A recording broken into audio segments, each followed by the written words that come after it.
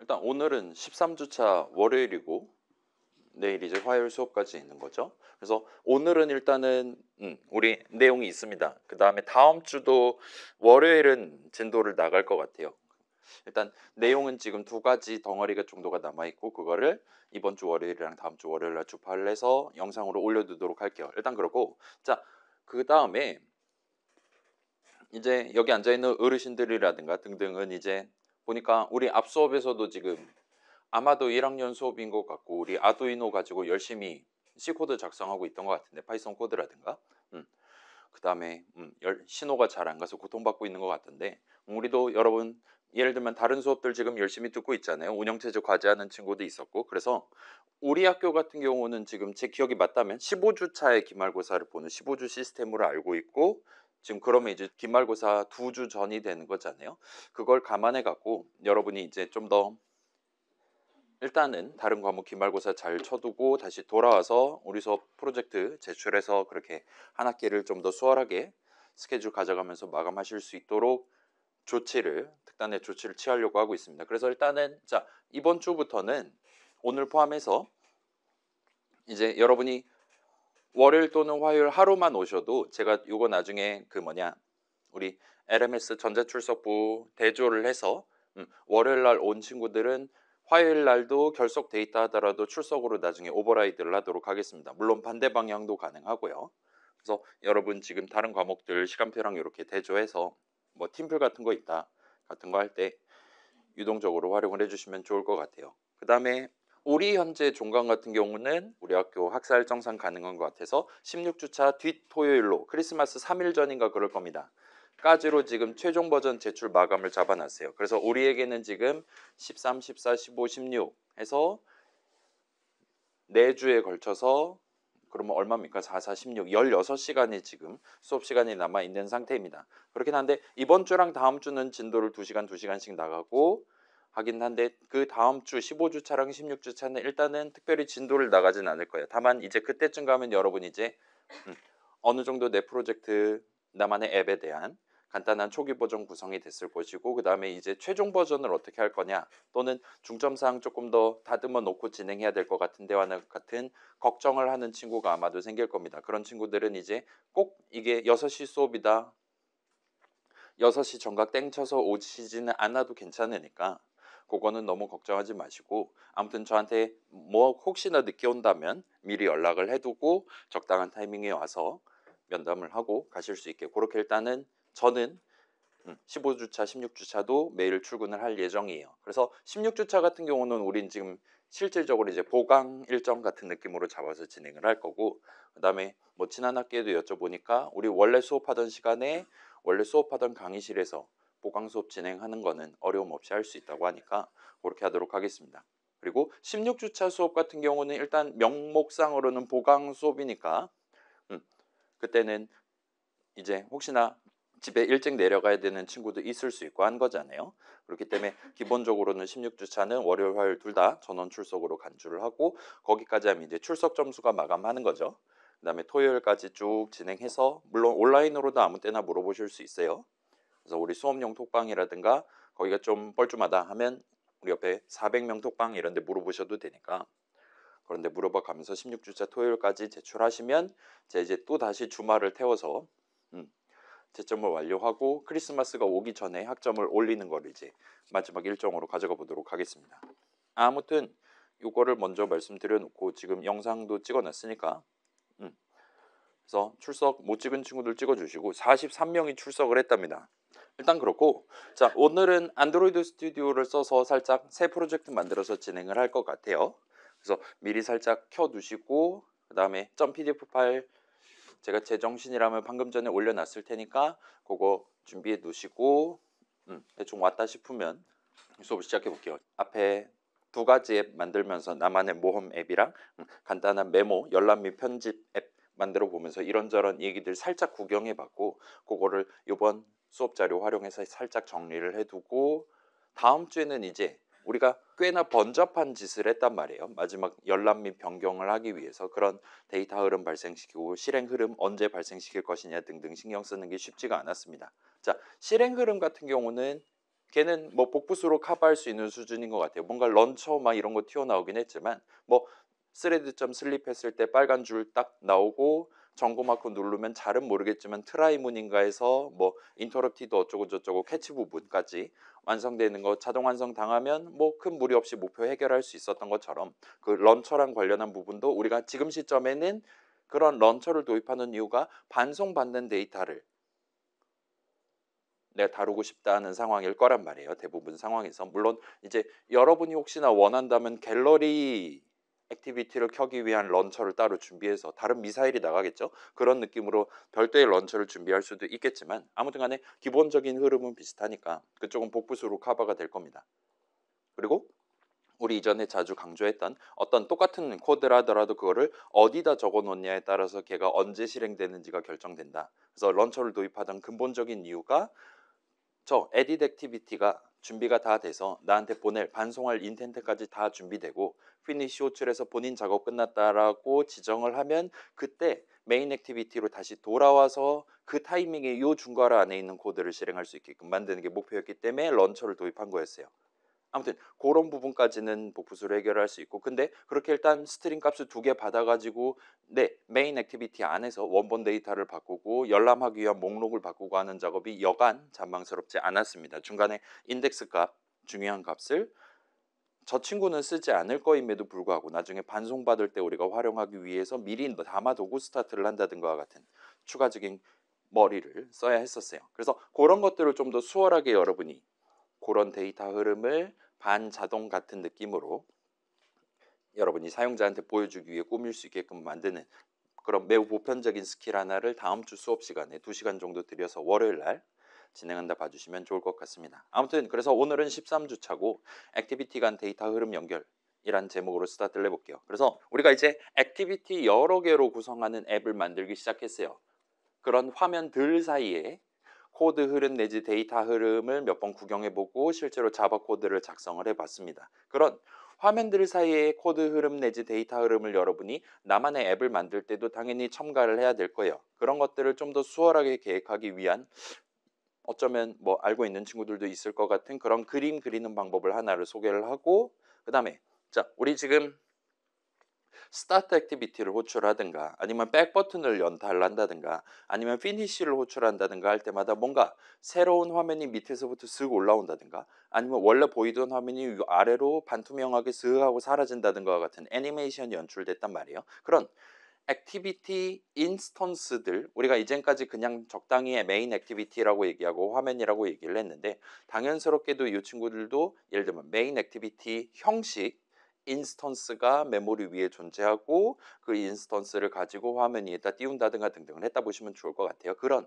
액티비티 인스턴스랑 관련된 스토리를 하나를 짚어놓으면 될 것 같습니다. 그 다음에 이제 그 메모 열람 및 변경 앱에서 구경했었던 그 액티비티 간 데이터 흐름 연결과 관련한 짤막한 얘기 해두고 그 다음에 다음 주로 넘어가기 위한 다리를 마련하면 일단 이론 내용은 끝이 날 것 같아요. 자 그래서 시작을 해봅시다. 자 그래서 우리 수업 전반부 시절 그 막 로그인 기능 어쩌고 저쩌고 할 때까지는 우리 앱은 화면 하나로 구성돼 있어요. 그 TPS 어쩌고 저쩌고 할 때까지도 화면 하나로 구성을 했었습니다. 그래서 항상 Shift F10을 누르든가 해서 앱을 켜면 main activity.java랑 activity underscore main.xml 파일에다가 계획해둔 화면이 보이기 시작했어요. 그 다음에 우리가 뭐 디자인 화면에서 파레트에서 뭐 드래그 앤 드랍을 하네 가로 세로 조건을 지정하네 했던 그런 뷰들도 기본적으로는 그 처음부터 떠있던 그 화면 위에 보라색으로 버튼이 보인다든가 회색 버튼이 보인다든가 에디 텍스트에서 깜빡거린다든가 가상 키보드가 튀어나온다든가 등등을 했다고 말할 수가 있습니다. 그리고 사용자가 아무튼 그 기계를 손으로 붙잡고 가상 기기긴 하지만 마음으로 붙잡고 그 다음에 마우스로 클릭을 하든가 작업을 할 때도 기본적으로 그 처음부터 떠있던 바로 그 화면에 대해서 우리가 터치 입력을 했다라고 말할 수가 있어요. 그럼 우리 앱 뒤에 있는 코드가 아 이거 지금 보라색 버튼에서 방금 손을 뗀 거야. 아니면 지금 에디 텍스트 누른 다음에 튀어나온 가상 키보드의 예를 들면 A 부분에 저 사람이 누른 거야 와 같은 판정을 내려서 그 친구는 모든 뷰들의 위치랑 크기를 다 알고 있을 테니까 그런 판정을 정확하게 할 수 있을 거예요. 그 다음에 어느 뷰가 지금 더 위에 있냐까지 다 파악을 할 수 있습니다. 그래서 적절한 이벤트에 대한 이벤트 핸들러를 메소드 내용물을 실행하기 시작할 겁니다. 메소드 출식을 계산을 하기 시작할 수 있어요. 아무튼 자, 그렇다 보니까 우리는 당시에는 앱 자체를 그냥 그 화면이다라고 생각하고 프로그래밍을 진행해도, 예를 들면 내가 지금 새로운 데이터를 담아야 된다, 어레이 리스트 해갖고 스트링 값들 담아야 된다라면 그냥 메인 액티비티 점 잡아에다 적당히 엔터 친 다음에 그 어레이 리스트 하나를 다루기 위한 선언을 적어놓고 스타트 하면 문제가 해결됐습니다. 칼로리 계산할 때도 그냥 인트 칼로리스 한 다음에 세미콜론 하면 문제가 해결됐어요. 그 다음에 처음에 우리 앱을 처음 켰을 때 무슨 뷰를 보여주고 시작해야 된다 하면 그냥 .xml 파일로 넘어가서 지금 그 디자인 화면에다가 처음부터 지금 그 디자인 화면에서조차도 우리가 그 뷰를 구경할 수 있게끔 적당히 어트리뷰트들 지정해서 정해두면 Shift F10 누르면 어김없이 그 뷰들이 보이기 시작했던 걸 역시나 확인할 수 있었습니다. 그래서 큰 무리 없이 우리가 목표를 달성할 수가 있었어요. 자, 지난 시간에 우리는 여러 액티비티들로 구성된 앱을 같이 한번 만들어 봤어요. 이제는 앱을 켜면 자, 여전히 항상 메인 액티비티 점 자바로 계획해둔 그 화면이 보였습니다. 예를 들면 왼쪽 길로 간다, 오른쪽 길로 간다. 두 개의 버튼이 마련되어 있는 그 친구라든가, 아니면 지금 메모 1, 2, 3 해가지고 세 개의 메모가 있다라고 우리한테 열람을 시켜줄 수 있는, 보여줄 수 있는 그런 메모 목록에 해당하는 화면이 보인다든가를 했습니다. 자, 요거를 여러분이 만약에 원한다면 바꿀 수는 있어요. Shift F10 눌렀을 때 앱을 처음 켤 때 메인 액티비티 말고 예를 들면 스타트 스크린 액티비티 막 그런 거를 처음에 뜨게 만들 수는 있습니다.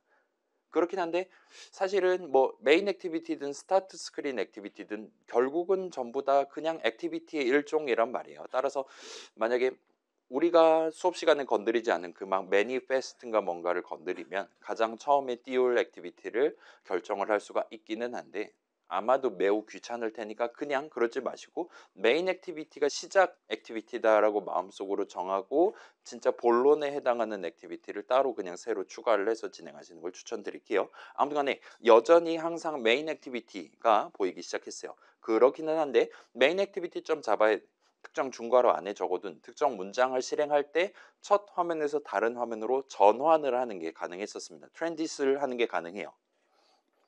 물론 이제 백 버튼을 누른다든가 하면 어떤 화면에서 이전 화면으로 전환하는 것까지 우리가 구경을 해볼 수 있었습니다. 그 두 가지는 애니메이션이 서로 다르게 연출됐어요. 그 다음에 그런 것들을 가능케 하는 우리 앱 뒤에 숨어있는 친구가 열심히 유지를 해주는 일종의 컨텍스트가 존재한다는 것도 우리가 읊어볼 수 있었습니다. 자, 그 다음에 액티비티가 3개 있든 5개 있든 전혀 상관없이 기본적으로 사용자가 뭔가 화면을 누른다든가 하는 것들은 현재 떠있는 그 화면, 그 액티비티에 대해 적용되고 있는 것 같아요. 따라서 기본적으로는 우리는 지금 화면 위에 맨 위에 떠있지 않은, 디스플레이 되고 있지 않은 그 화면에 대한, 밑에 깔려있는 화면에 대한 이벤트를 직접적으로 유발할 수는 없을 것 같습니다. 무슨 얘기냐면 사용자가 아무리 그러니까 액정의 어느 부분 몇 컴마 몇을 누르든 간에 걔네들은 지금 맨 위에 떠 있는, 예를 들면 씬1 액티비티를 눌렀다라고 판정이 나오지 그 밑에 깔려 있는 메인 액티비티를 눌렀다라는 판정이 나올 가능성은 0에 수렴한다라 보시면 돼요. 일단 사용자 입력에 대해서는 요거는 사용자 입력에 대한 판정을 우리 앱 뒤에 있는 코드가 해주는 거다 보니까 깔끔하게 잘 적용됩니다. 물론 여러분이 자바 프로그래머로서 원한다면 얼마든지 우회를 할 수 있겠지만 일단 기본적인 관념은 화면을 전환을 한다. 그러면은 메인 액티비티 점 자바 가지고 놀고 있었던 거기다가 적어놓은 코드를 열심히 실행하고 있다가 다른 점 자바 파일 내용물을 실행하기 시작한다라고 여러분이 받아들여 주셔도 좋을 것 같아요. 자, 그래서 이제는 우리가 앱이랑 화면을 서로 구분을 해서 바라볼 필요가 생겼다라 말할 수 있습니다. 그래서 앱의 화면 여러 개가 포함될 수 있기 때문에 첫 번째 화면, 그러니까 시작 스크린 같은 거 있겠죠. 막 로고 같은 거 튀어나오고 프레스 애니 키 투 컨티뉴 막 이런 거 보여줄 수 있겠죠. 그런 화면이나 아니면 현재 화면, 지금은 게임이 방금 전에 끝나서 몇 점입니다 판정 알려주는 그런 화면을 보여주고 있지만 사용자가 아무 곳이나 터치를 하면 다시 시작 화면으로 돌아갈 수 있게끔, 현재 화면을 전환을 할 수 있게끔 그런 느낌의 코드를 작성을 해야 될 수도 있을 겁니다. 그 다음에 어떤 화면에도 포함되지 않지만 아무튼 우리 앱에는 포함되는 그런 요소들에도 여러분이 눈길을 조금씩 주기 시작하시는 게 좋을 거예요. 메인 액티비티 점 자바에 또 뭔가를 적어둔다. 그러면 걔는 메인 액티비티, 메인 화면이 지금 뜨고 있을 때만 쓸 수 있다라고 생각하시는 게 적절할 거라는 겁니다. 근데 어떤 데이터를 여기서도 써야 되고 저기서도 써야 된다. 그러면 메인 액티비티 점 자바에다 그거에 대한 선언을 적지 마시고 예를 들면 우리 엄청 극초반에 살짝만 튀어나왔던 별도의 점 자바 파일을 만들어서 스태틱 적당히 붙여가면서 필드 선언 내지 메서드 선언 적어두시면 오리지널 자바에서 했던 그런 느낌대로 아무 때나 내가 지금 어느 점 자바 파일에서 코드를 작성하는지랑 큰 상관없이 여러분이 그런 데이터들, 그런 코드들을 활용할 수 있게 된다 보시면 좋을 것 같아요. 자, 그래서 요전에 들었던 수업에서 이제 비전공자 친구들도 아마 파이썬 수업 정도는 아마 들었을 테니까 비슷한 스토리를 아마 본 적이 있을 거예요. 그래서 이런 관점, 우리가 지금 여러 화면들 나눠놓고 진행한다. 그래서 우리가 열심히 작성하는 코드는 기본적으로 하나의 점 자바 파일 안에 어떤 메서드 정의 안에 적는 것이다 라는 얘기를 했는데 그런 관점을 그런 화면이라는 엄청 커다란 복잡한 스케일이 아니라 좀 더 작은 예를 들면 파이썬으로 치면 함수 단위 등등에도 여러분이 적용하실 수가 있습니다. 그래서 파이썬 같은 경우는 이제 .py 파일에 그냥 일반적인 문장 같은 거 적어도 상관없긴 한데 C라든가 자바라든가 등등 다른 프로그래밍 언어들은 일반적으로 문장을 그냥 맨 땅에 적는 게 불가능하고 항상 어떤 문장은 특정 함수 정의 내지 메서드 정의 중괄호 안에 적어야 된다. 와 같이 조건을 정해 놓는 편이에요. 그 다음에 이제 예를 들면 메인이라는 이름의 함수 내지 메서드가 나중에 우리가 Shift F10 누르든가 해서 그 프로그램 실행할 때 가장 먼저 호출된다. 그 다음에 메인 닫는 중괄호 만나면 내 C 프로그램, 자바 프로그램 실행이 끝난다와 같이 여러분이 구경을 해봤을 겁니다. 그래서 그때도 비슷한 느낌이에요. 첫 함수라는 게 존재할 수 있습니다. 뭐 운영체제 수업에서 엔트리 포인트라고도 아마도 등장하지 않았을까 싶어요. 아무튼 간에 그건 그거고 그래서 현재 내용물을 실행하고 있는 함수 내지 함수들과 그 실행을 야기한 함수 호출식 그러니까 내가 지금 펑크 내용물을 실행하고 있는 것 같은데 이 스레드가 왜 그거를 실행하고 자빠져 있냐고 물어보면 어딘가에 있는 펑크 괄호 열고 닫고와 같은 함수 호출식의 계산을 시작했기 때문이다라고 말할 수 있는 거예요. 거기에 유일한 예외가 메인이라는 친구인 거고요. 아무튼 간에 그 실행을 야기한 함수 호출식 이 역시나 세미콜론 찍든가 해서 문장을 구성해 놓고 그게 다른 함수 정의 내용물로서 들어가 있다라고 말할 수가 있는 거예요. 등등등이라고 말할 수가 있습니다. 거기서는 이제 함수 스케일로 내 프로그램을 여러 덩어리들의 나열로 바라볼 수 있다라고 말할 수가 있겠죠. 그래서 당시의 기억을 살짝 떠올리면서 이 다음 슬라이드 내용을 조금 구경을 해보시면 좋을 것 같습니다.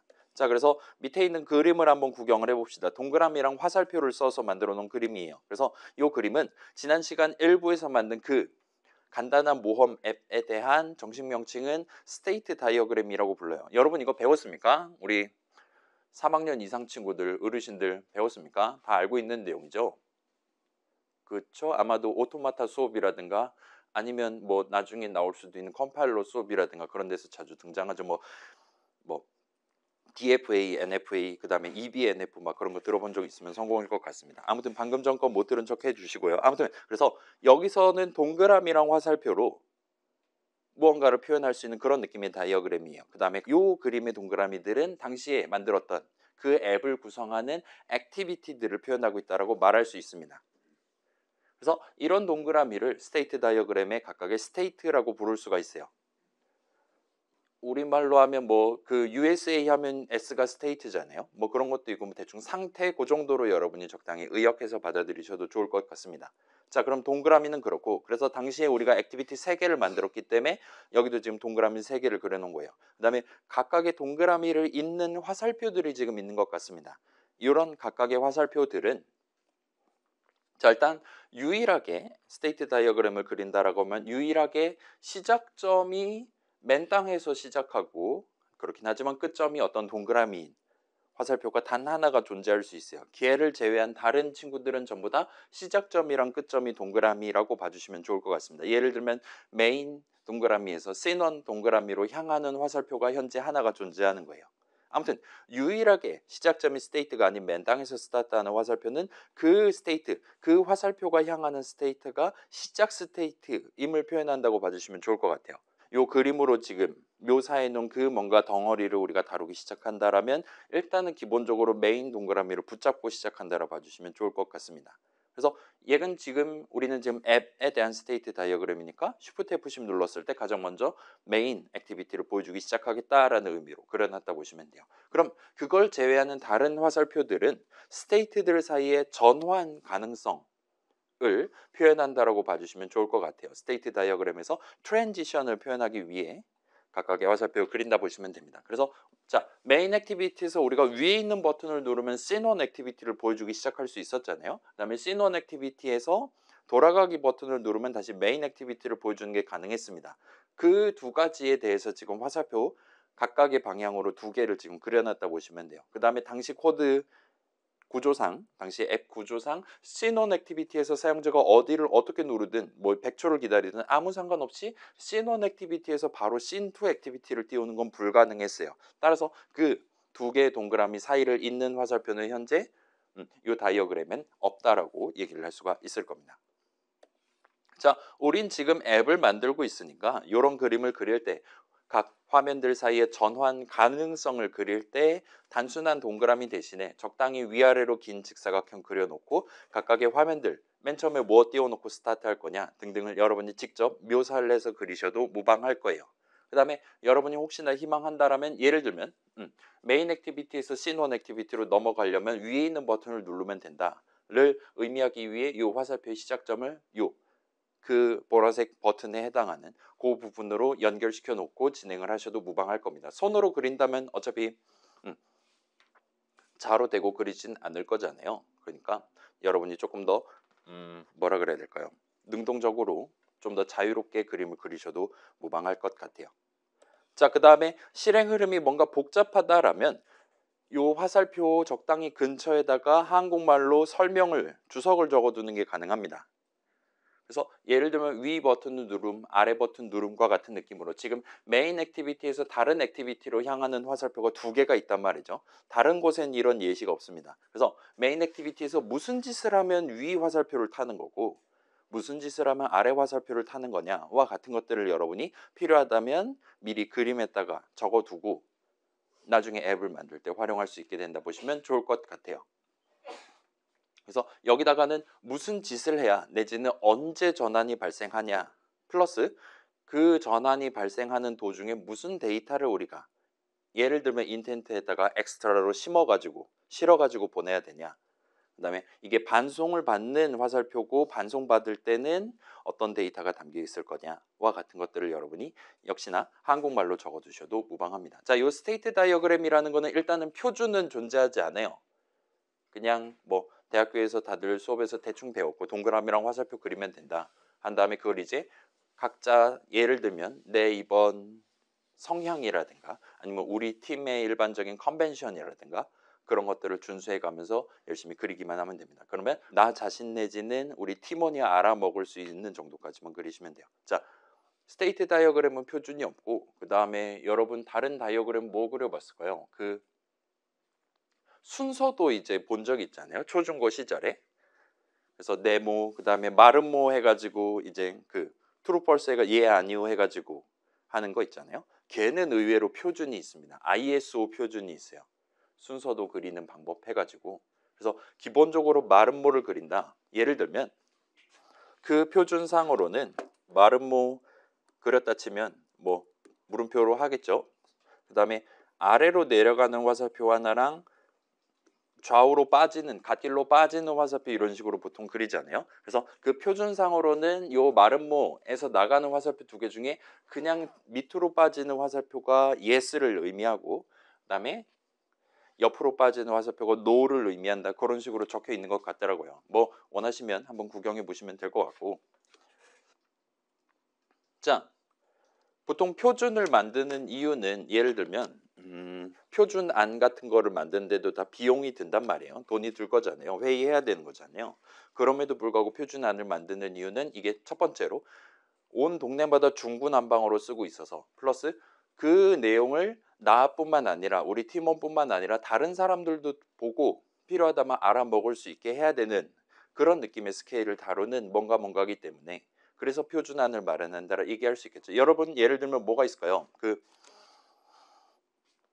IEEE 754번 표준 해가지고 여러분 이미 본 적 있는 플롯 형식이라든가 더블 형식과 관련한 표준 있죠. 걔도 의외로 계속 개정이 되고 있습니다. 거기선 이제 여러분 아마 1학년 때 배웠을 더블 형식 64비트짜리다.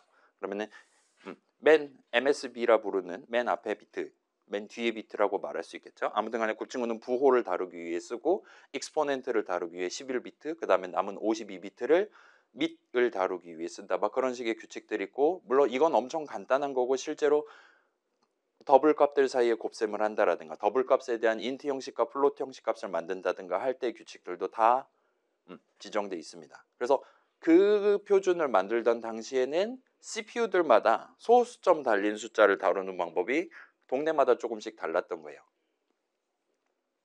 그래서 지금은 거의 표준이 됐고, 일단은 인텔 계열이랑 암 계열에서 똑같은 거 쓰고 있으니까 아무튼 지금은 대충 비슷한 숫자가 대충 비슷한 컴퓨터들에서 다 잘 나오고 있는데, 아무튼 그런 것들 포함해서 다양한 표준들 여러분 구경해 볼 수 있을 겁니다. 그 다음에 그 802.11 표준도 있죠. 802 표준, IEEE 802는 여러분 이미 들어본 적 있는 와이파이랑 관련된 표준이죠. 그래서 막 지금 막 와이파이 7이 나온다 막 그런 얘기하고 있고, 걔도 비슷한 느낌이죠. 자, 그런 인터넷은 결국은 서로 다른 기계들 사이에 연결을 어떻게 할 것이냐를 정하는 거고, 그 각각의 기계들을 서로 다른 회사에서 만들고 있단 말이에요. 그래서 A 핸드폰에서 인터넷이 잘 터지고 B 핸드폰에서 잘 안 터진다 그러면은 마음이 아플 수 있는 거잖아요. 그렇기 때문에 기본적으로 표준안을 마련해 놓고 그런 표준안대로 서비스를 제공할 수 있는 라우터 같은 거 만드는 회사, 그다음에 그런 때 실제로 접속하는 단말을 만드는 회사들이 그걸 잘 지켜가면서 해준다 보시면 됩니다. 그리고 이 와이파이 너무 이거 무거운 것 같아 마음에 안 들어 해서 이제 예를 들면 블루투스라든가 와 같은 좀 더 다른 목표를 달성하기 위해 추가적인 뭔가 기술이 등장하고 그것들 사람들이 많이 쓰기 시작하면 또 다시 내부 분쟁이 일어날 수 있으니까 표준안이 다시금 새로운 표준안이 올라간다고 말할 수 있겠죠. 정도로 봐주시면 좋을 것 같아요. 아무튼 스테이트 다이어그램은 그런 표준안이 존재하지는 않습니다. 그만큼 간단한 동그라미랑 화살표로 표현한다. 동그라미는 뭐고 화살표는 뭐다. 와 같은 것들로만 결정돼 있고, 일단 기본적으로는 스테이트 다이어그램은 다른 사람한테 보여줄 필요는 없는 그 정도 스케일에 어쩌면 더 중요할 수도 있는 내용을 다루는 거다라 봐주시면 좋을 것 같아요. 그래서 이런 그림은 앱을 만들고 있는 우리들 자신이랑 여러분 만드는 거 도와드릴 제가 강사놈이 볼 그림이라고 말할 수 있어요. 그래서 초기 버전 만들 때는 스테이트 다이어그램을 그린다고 하더라도 엄청 간단하게 동그라미 하나만 갖고 만드시는 걸 추천드립니다. 한 화면 안에서 보여줄 뷰들 다 배치해 놓고, 그 다음에 여러분이 미리 마음속으로 정해둔 순서대로 에디트 텍스트 입력하고 버튼 누르고 뚝뚝뚝 하면 한 번에 제대로 된 데이터 흐름을 발생시킬 수 있게 그 정도만 해주셔도 충분해요. 게임 같은 경우도 뭐 여러 라운드짜리 만들 거다, 일단 하나만 먼저 만들어 두고 진행하셔도 무방합니다. 그렇게 해두고 나중에 최종 버전 만들 때는 이제 새로운 프로젝트 만들어서 이름 일단 붙여두고 알트 탭한 다음에 적당히 그림판이라든가 파워포인트 꺼내가지고 일단 이런 느낌의 전반적인 흐름을 우리가 눈으로 관망할 수 있을 법한 스테이트 다이어그램 하나를 그려두고 각각의 화면에 대한 동그라미 내지는 그 화면 자체 직사각형을 그려둔 다음에 천천히 진행하시는 걸 추천드릴게요. 그게 아마도 조금 더 빠르게 동일한 앱을 만들 수가 있을 겁니다. 그래서 여러분 자신이랑 여러분을 도와드릴 제가 여러분이 원래 뭘 만들고 싶었었냐, 지금 주제 정하는 시점에 최종 버전 만들기 시작하는 시점에 뭘 만들고 싶었었냐를 납득하기가 좀 더 수월할 겁니다. 자, 뭐 그렇긴 하지만 우리가 볼 그림이기 때문에 여러분 앱에 들어가는 모든 내용을 다 여기다가 한국말로 막 예를 들면 4포인트 이런 식으로 전부 다 남겨둘 필요는 없어요. 미래에 내가 까먹을 만한 내용 위주로 적어놓고 넘어간다 보시면 좋을 것 같습니다. 그렇게 적어두고 다른 과목 기말고사 열심히 본 다음에 16주차에 다시 돌아와서 이 그림을 토대로 내 과거의 목표를 토대로 남은 내용을 완성한다라 봐주시면 좋을 것 같아요. 아무튼 원래 컨셉인 스테이트 다이어그램으로 돌아가서, 그래서 앱이 실행되는 도중에는 항상 이 스테이트들 중에 단 하나만 현재 스테이트가 됩니다. 예를 들면 우리 Shift F10 누르고 눈 감고 있다가 살짝 떴을 때 화면 위에는 메인 액티비티가 보이고 있을 수도 있고 씬1 액티비티 내지는 씬2 액티비티가 보일 수도 있어요. 그러나 둘 이상의 화면이 동시에 위에 떠 있는 경우는 존재하지 않습니다. 그 다음에 0개의 화면이 떠 있는 경우는 존재하지 않아요. 물론 이제 앱 자체 실행이 끝났다면 그건 완전 별개의 얘기고, 일단 기본적으로 이 앱이 실행 중인 동안에는 항상 이 세 동그라미 중에 단 하나의 동그라미만, 단 하나의 스테이트만 현재 스테이트로 간주된다 보시면 됩니다. 자, 그래서 앱을 처음 켜면 항상 메인 스테이트가 현재 스테이트가 되고 거기서 이제 위 버튼을 누르면 그 전환을 거쳐서 씬1 스테이트가 현재 스테이트가 된다라 봐주시면 좋을 것 같아요. 등등으로 얘기할 수 있을 겁니다. 물론 이런 관점을 그 현재 스테이트 그다음에 스테이트들 사이의 전환을 당연히 우리 앱의 전반적인 실행 흐름에 대해서도 동등하게 적용할 수 있습니다. 현재 우리 디스플레이에 떠 있는 그 화면이 존재할 수 있어요. 그리고 그 화면은 언제나 단 하나만 존재한다 보시면 됩니다. 그다음에 시작 화면 개념 Shift F10 눌렀을 때 여러 액티비티들 중에 뭘 가장 먼저 보여줄 것이냐도 당연히 들어 있고요. 그다음에 화면 전환 우리 막 스타트 액티비티를 하든 런처를 써서 발사를 하든 아무튼 간에 지금 실행 중인 개 말고 그 위에다가 새로운 화면을 보여준다는 게 가능했다 보시면 될 것 같아요. 아니면 이전 화면으로 돌아간다든가요. 그래서 우리 앱의 전반적인 실행 흐름은 이런 스테이트 다이어그램 그려놓고 여러분이 진행하시는 게 아마도 조금 더 편할 겁니다. 우리가 지금 코드로 커버할 수 있는 대부분의 흐름과 관련한 내용들을 그림 한 장에 여러분이 표현을 해두고 다른 일들을 병행해 가면서 프로젝트를 영위를 할 수 있게 된다 보시면 좋을 것 같아요. 자, 근데 만약에 우리 앱이 진짜로 이런 느낌으로 실행된다면 화면 전환이 막 끝난 시점에 우리는 지금 화면 맨 위에 뭐가 보이냐, 지금 시점에 누가 주인공이냐, 부각받는 화면에 대해서만 중시를 해서 얘기를 해왔어요. 근데 이제 화면 밑에 깔리게 될, 예를 들면 왼쪽 길로 간다 버튼을 눌러갖고 씬1 액티비티가 보이기 시작할 거란 말이에요. 이제 그 찰나의 타이밍에 그럼 밑에 깔리게 될 메인 액티비티는 뭐가 되는 것이냐, 그 친구는 어떤 취급을 받게 되는 것이냐 라는 질문을 할 수가 있게 될 겁니다. 그래서 일단은 자, 새 친구, 지금 같은 경우는 씬1 액티비티라고 칩시다. 씬1 화면은 언크리에이트가 잘 호출되고 있는 것 같았어요. 그래서 그 안에 적혀있는 셋 컨텐트 뷰 호출식이 잘 계산됨으로써 우리가 미리 정해둔 텍스트 뷰랑 우리가 미리 구성해둔 돌아가기 버튼이 잘 보이기 시작했던 것 같습니다. 화면 전환이 일어난 직후 시점부터 얼마든지 우리는 씬1 화면을 탐닉을 할 수가 있었어요. 그러면 메인 화면에 대해서는 어떤 코드가 어떻게 실행되는 거냐라는 질문을 해볼 수가 있을 겁니다. 일단 그 친구는 밑에 깔리는 것 같아요. 그 깔리는 도중에 어떤 작업을 수행하게 되는 것이냐, 어떤 내용물을 우리가 언제 실행할 수 있게 되는 것이냐와 관련한 질문을 해볼 수가 있을 겁니다. 자, 이 친구도 이제 밑에 깔리게 될 메인 화면도 그 시점쯤에 어쩌고 메서드가 호출되는 건 맞아요. 그 시점에 발생하는 이벤트가 존재하는 겁니다. 아무튼 그런 메서드가 호출된다라는 건 곧 자신이 조만간 이제 현재 화면에서 내려갈 예정이다라는 걸 의미하기 때문에 그에 따른 적절한 노후 준비를 하게 된다 보시면 좋을 것 같아요. 예를 들면 지금 인터넷이랑 연결 열심히 하고 있었지만 이제 곧 돌아갈 거야와 같은 느낌의 메서드가 호출된다면 방금 전까지 진행하던 그 작업을 최대한 빨리 중단을 하도록 노력을 하는 게 좋을 겁니다. 그거를 뭐 컨커런시 같은 거 생각하면 좀 더 복잡할 것 같긴 하지만 아무튼 간에 적절하게 나는 이제 곧 화면에서 내려갈 예정이니까 마지막 준비를 해두고 사라지는 게 좋을 것 같아요. 그래서 이 부분을 살짝 주목을 해서 이 다음 내용을 이어서 한번 구경을 해보도록 합시다.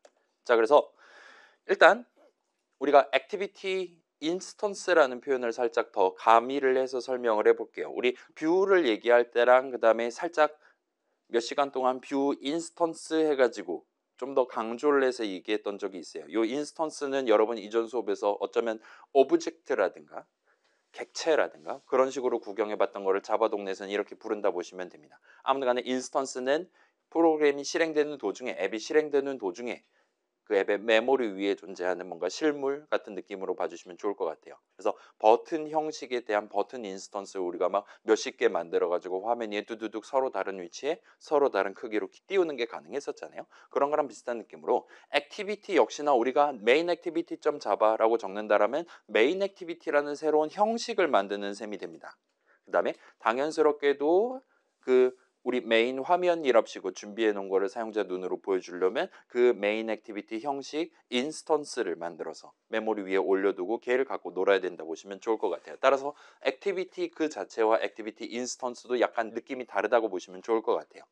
그래서 자, 우리 수업에서 지금 액티비티는 보통 우리가 직접 점 자바 파일 내지는 그의 매칭되는 페어링되는 .xml 파일을 고쳐가면서 계획하는 그 친구, 그 화면을 지칭했다라고 봐주시면 좋을 것 같아요. 그 다음에 우리 수업에서 액티비티 인스턴스는 이제까지 여러분이 Shift F10 눌러서 앱을 실행하는 동안 실제로 지금 앞에 보고 있는 그런 화면, 지금 메인 화면이 맨 앞에 보이잖아요. 뭐 누르면 이제 시넌 액티비티가 보이기 시작하죠. 그런 식으로 얘기했다 보시면 좋을 것 같습니다. 그래서 실제로 우리 눈으로 볼 수 있는 친구들을 지칭에 따라 봐주시면 좋을 것 같아요. 그래서 자, 당시에 뷰 인스턴스 얘기 나왔을 때 등장했던 관념들, 뭐 방금 전 얘기했던 메모리 위에 존재하는 뭐 실물이니 등등이 액티비티 인스턴스들에도 고스란히 다 적용된다라 봐주시면 좋을 것 같아요. 달리 말하면 새로운 버튼 열심히 여러 개 만들 수 있는 거잖아요. 여러분이 원한다면 앱 실행하는 도중에 메인 액티비티 인스턴스를 2개, 3개, 4개 만드는 것도 일단은 가능하다는 겁니다. 그런 친구들은 다 각각 서로 다른 데이터들 담고 있을 것이고 그것들 중에 하나가 현재 화면으로서 우리 디스플레이 위에 올라오거나 할 수가 있게 된다 봐주시면 좋을 것 같아요.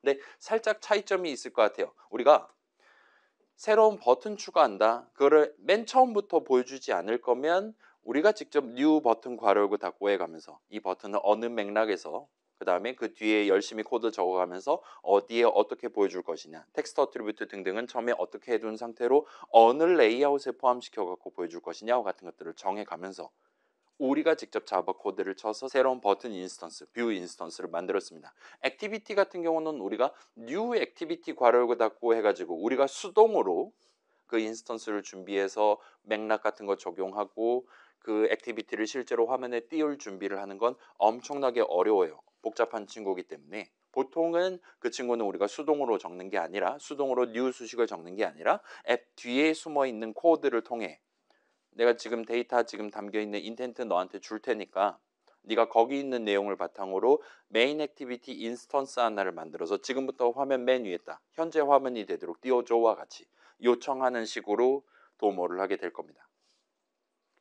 라고 봐주시면 좋을 것 같아요. 그게 요즘은 더 어려운, 더 다양한 작업들을 앱 뒤에서 해주기 때문에 런처인가 뭔가는 좀 더 추가적인, 그래서 막 우리 계약서 적고 컨트랙트 적고 막 그랬잖아요.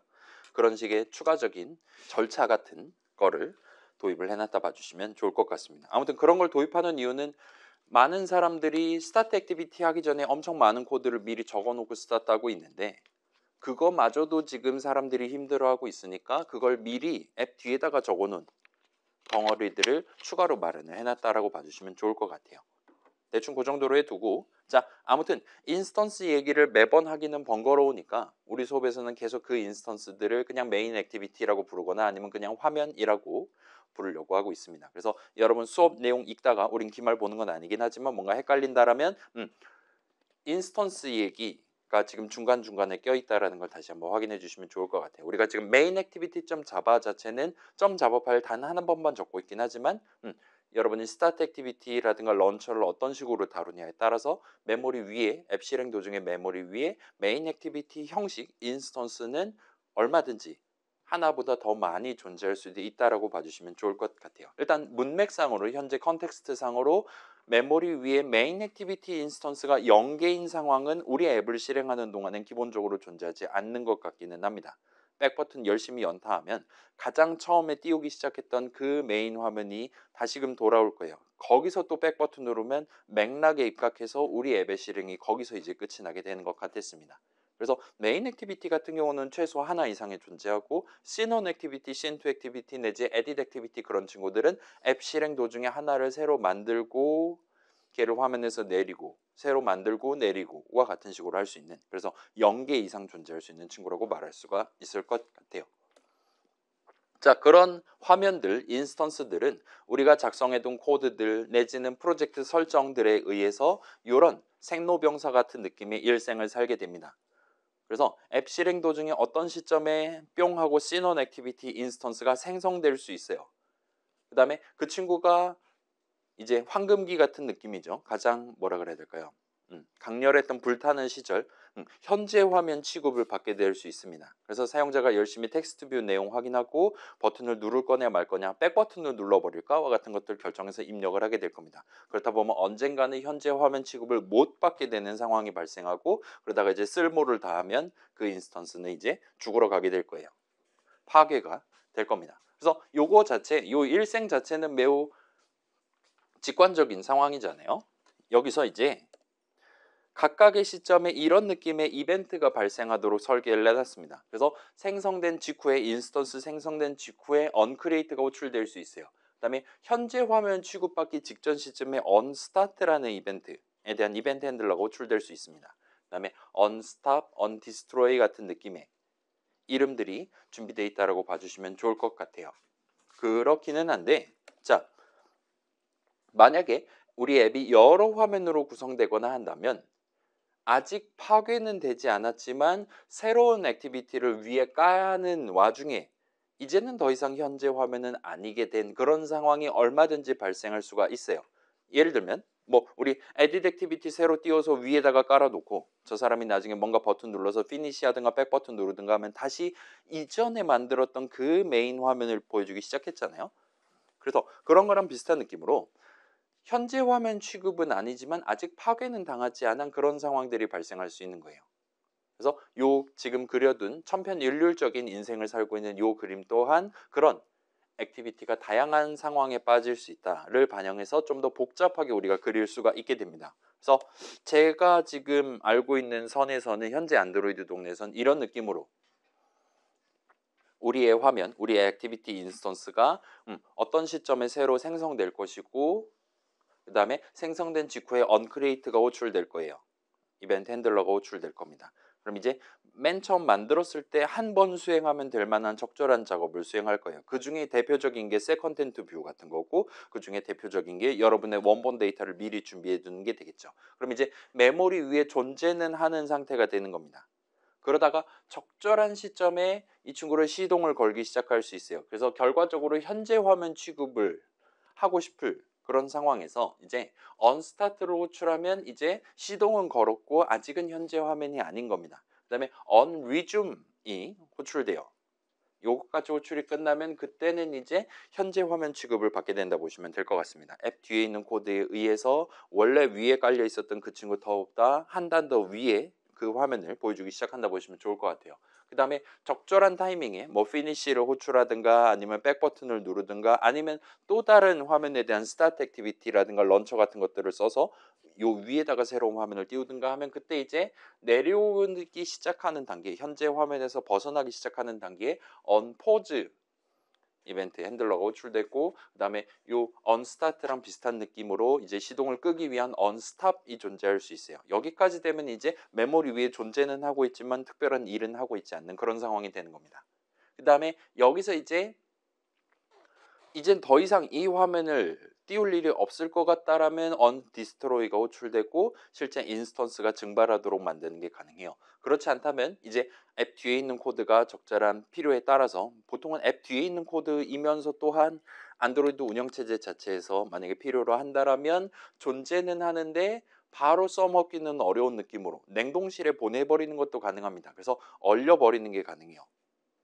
얼리는 건 기본적으로 아무 때나 하는 것 같습니다. 그러다가 얼어있는 애를 해동을 한다 와 같은 상황에서는 unrestart라는 이벤트가 호출되는 것 같습니다. 자, 존재는 한다라는 건 좀 더 부연하면 메모리 위에 존재한다라는 거예요. 뭐 가상 메모리긴 하지만 당연히 실제 메모리 위에도 존재해야 될 겁니다. 근데 지금 요즘 핸드폰 메모리 같은 거 크게 걱정 안 하잖아요. 여러분 10년 전 생각해 봅시다. 초중고 시절에 스마트폰 같은 거 써봤다면 그때 이제 막 뭐 안 좋은 핸드폰이다라면 열심히 막 그 막 메모리 최적화 막 이런 걸 꾹꾹 눌러가면서 게임 진행해야지 제대로 잘 돌아갔던 그런 경험을 가진 친구들도 있었을 수 있어요. 그다음에 예를 들면 그거랑 같은 경우는 아니지만 막 열심히 1학년, 2학년 수업 듣다가 보니까 C 드라이브가 꽉 차가지고 3학년 수업을 못 듣게 되는 그런 상황을 겪은 친구들도 있을 겁니다. 그럴 때 우리는 자연스럽게 지금 C 드라이브에 안 쓰는 거 걔네들 다 막 뭐 구글 드라이브 같은 데 올려두고 용량을 좀 확보를 해야겠구나라고 선택을 해서 뭐 예전에 플레이했지만 지금은 안 하고 있는 게임을 지운다든가 같이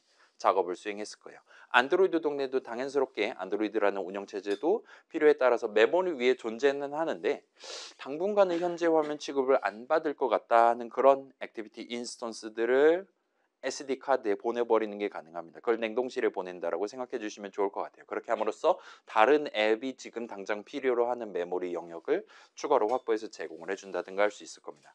그렇게 함으로써 핸드폰을 산 사람들이 아이폰 안 사고 안드로이드 핸드폰 산 사람들이 안드로이드도 충분히 빠르구나라고 느끼면서 보통 아니죠. 아무튼 간에 그렇게 한다 보시면 좋을 것 같아요. 그래서 자, 요걸 이제 그림으로만 구경하기는 너무 번잡하니까 직접 여러분이 새로운 앱을 만들어서 각 이벤트가 어떤 느낌으로 발생하는지를 한번 확인을 해봅시다. 그래서 안드로이드 스튜디오 켜주시고 13주차니까 W13 정도로 프로젝트를 평소처럼 새로 만들어주세요. 그래서 저는 지금 개치사하게도 미리 만들어놨고 그래서 준비 다 되면 .java 파일에 보시면 늘 보던 그 onCreate 메서드 정의 얘도 이벤트 핸들러라고 말할 수 있는 거예요. 가 적혀 있고 맨날 보던 그런 코드들이 지금 적혀 있는 것 같습니다. 그래서 방금 봤던 다양한 상황들 중에서 이제 메인 액티비티 인스턴스 하나를 뿅 하고 만든 직후 시점에 이 onCreate 내용물이 호출된다 봐주시면 좋을 것 같아요. 그걸 호출하는 건 우리가 하는 건 아닙니다. 우리 앱 뒤에서 실질적으로 new activity 괄호 열고 닫고 해가지고 인스턴스를 만든 그 뒤에 있는 코드가 onCreate까지 호출해 준다라 봐주시면 좋을 것 같아요. 자, 그 다음에 onCreate 정의 중괄호 안에다가 요 한 줄을 한번 입력을 해봅시다. 그래서 로그 대문자 L로 시작하는 로그라는 이름이 android.util인가에 마련돼 있을 거예요. 그래서 로그 한 다음에 엔터를 쳐서 인포트문 자동 완성해 주시고 점 찍으면 D라는 이름의 한 글자짜리 메서드가 있을 겁니다. 그래서 D 한 다음에 메소드 출식을 적되 스트링 리터럴을 2개를 준비를 해두세요. 그래서 대충 적다 보면 지금 앞에다 적어놓은 요 리터럴은 뭘 의미하는 거냐, 그 뒤에는 뭘 의미하는 거냐, 인수 이름을 약간 회색 같은 느낌으로 우리한테 안드로이드 스튜디오가 보여줄 겁니다. 자, 저도 한번 해볼게요. onCreate 정의 중괄호 안에다가 요 인스턴스 만든 직후에 로그를 좀 해줬으면 좋겠네. 일기장에 좀 적어줬으면 좋겠네 하고 엔터 쳐주시고 .d 한 다음에 괄호 열고 닫고 하면 이제 여기다가 스트링 값을 2개를 지정할 수 있는 것 같은데 하나는 태그고 하나는 메시지인 것 같아요. 태그 말 그대로 제목 같은 느낌이죠. 우리 타이틀, 컨텐트 그런 느낌입니다. 그래서 여기는 일단 보통은 안드로이드 동네에서는 이제 누가 요 로그를 하는 거냐와 같은 것들을 태그로 삼는다 보시면 좋을 것 같아요. 그래서 우린 지금 메인 액티비티를 켰을 때 메인 액티비티가 이런 메시지를 로그로서 남긴다 같은 느낌으로 해두면 뭐 그럭저럭 편할 겁니다. 여러분 나중에 앱 만들 때도 어떤 액티비티에서 로깅을 하는 것이냐를 구분하기 위해 태그를 이렇게 쓰셔도 무방할 거예요. 그 다음에 메시지 얘는 지금 같은 느낌으로 그래서 onCreate를 호출을 할 때마다 한 번 로깅을 하도록 그렇게 지금 코드를 적은 셈이에요. 그 다음에 그 사실을 우리도 나중에 로그창 열어서 확인할 수 있게 한국말로 메시지로 남겨둔다라 봐주시면 좋을 것 같습니다. 그래서 세미콜론 하면 완성이 될 거예요. 자, 그 다음에 방금 고친 그 메서드 정의 중괄호 아래에다가 바깥에다가 그러나 여전히 메인 액티비티 클래스 정의 중괄호 안이겠죠. 아무튼 on 대문자 s로 시작하는 st 정도까지 적으시면 그러면 on start라는 메서드 이름이 자동 완성이 될 겁니다. 그 다음에 엔터를 치면 그 메서드에 대한 메서드 정의를 자동으로 적어줄 거예요. on start는 방금 전 그 마법진 같은 그 그림에서 봤었던 이벤트 이름입니다. 그래서 자동 완성이 될 거고 이 친구는 지금 뭐 protected, void 이건 뭐 똑같이 적혀 있는 것 같아요. 위에 거랑 그다음에 unstart 있고 이 친구는 인수를 따로 추가로 받지는 않는 것 같아 보입니다. 아무튼 그래서 이런 느낌으로 자동 완성이 될 거고 그럼 여기도 비슷한 느낌으로 복붙을 해서 여긴 지금 unstart니까 앱 뒤에 있는 코드가 unstart를 호출을 할 때마다 메인 액티비티 인스턴스가 로깅을 할 수 있게끔 메시지만 살짝 고쳐갖고 진행해 주시면 좋을 것 같아요. 자, 복붙을 하시는 게 좋을 겁니다. 여기까지 하면 이제 여기 적혀 있는 요 메서드들에 대한 메서드 정의들을 여러분이 한번 직접 적어보세요. 방금 전에 그 그림에서 소개했었던 각각의 이벤트에 대한 이벤트 핸들러를 우리가 지정하는 셈입니다. 그래서 onCreate, onStart, onResume은 현재 화면으로 올라가기 위한 각각의 관문 같은 느낌이었어요. 거기서 이제 전성기를 보내고 내려가는 시점에 onPause, onStop, 그 다음에 냉동실로 갔다 돌아오면 onRestart가 호출될 거고, 그 다음에 죽으러 간다면 onDestroy가 호출될 겁니다. 생로병사에 해당하는 그런 사이클이라 봐주시면 좋을 것 같아요. 대충 다 됐다면 앱을 한번 실행해 보세요. 지금 우리가 .xml 파일 하나도 안 건드리기 때문에 헬로 월드라고 나오면 정상입니다.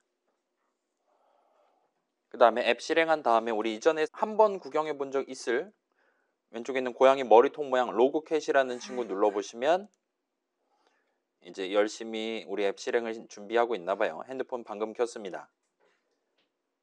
그 다음에 일단은 지금 현재 화면으로서 메인 액티비티가 메인 화면이 지금 보이기 시작하는 것 같아요. 그래서 헬로월드 느낌표가 일단은 떠 있는 상태입니다. 현 시점에는 그래요. 그러면 현 시점까지 무슨 내용들이 지금 로그로서 남아있나를 로그캣을 까면 확인하실 수 있는 겁니다. 그래서 확인해 보시면 자, 미국 사람들이 만들었으니까 보통은 영어로 적어놨지만 조금만 스크롤 올리면 이제 한국말로 이렇게 onCreate 호출됨, onStart, onResume 호출됨과 같이 적혀 있는 걸 여러분이 구경해 보실 수가 있어요. 그 다음에 요거는 메시지고 왼쪽을 보시면 그거에 대한 태그로서 메인 액티비티가 남겨놨음과 같은 느낌으로 지정이 되어 있는 걸 보실 수가 있습니다. 그래서 태그랍시고 지정해 놓은 거는 왼쪽에 뜨고, 그럼 요걸 가지고 아마 여러분 필터링을 한다거나 할 수 있겠죠. 검색을 때린다든가. 그 다음에 메인 액티비티가 무슨 순서대로 로그를 남겨놨냐, 달리 말하면 무슨 메서드가 이 순서대로 호출됐냐를 우리가 관찰해 볼 수가 있을 겁니다.